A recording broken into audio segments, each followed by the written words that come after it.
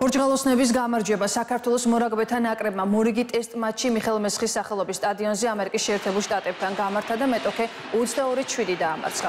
ეს ამ გუნდების რიგით მეშვიდე დაპირისპირება იყო, რომელიც პორტუგალოსნებმა ყველაზე დიდი სხვაობით მოიგეს.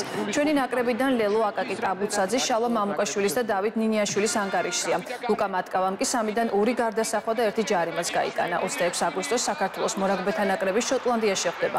მსოფლიო თასკი ლევან მაისაშვილის გუნდი სტად დე ფრანსი ავსტრალიის ნაკრებთან 9 სექტემბერს დაიწყებს.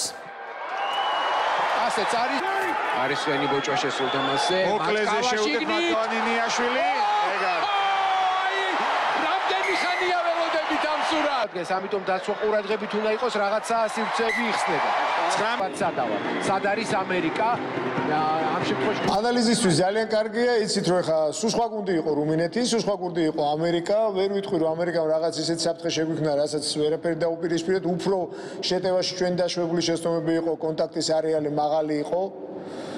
არ მინდა ვიფიქრო რომ რუმინეთთან დიდი ანგარიშით მოგების შემდეგ ცოტა მოშებულები გავიდნენ, სიმართლე გითხრათ, პრესაში ძალიან ბევრგან წავიკითხე რომ რაღაცა სუსტი გუნდი ამერიკა ესე არ არის. ჩვენები იმყოფებიან მაქსიმალური ფიზიკური დატვირთვის ქვეშ და სამწუთელმა ჯგუფმა თქვენთანაც დააკვირდებოდით, ბევრი ცვლილება გააკეთა.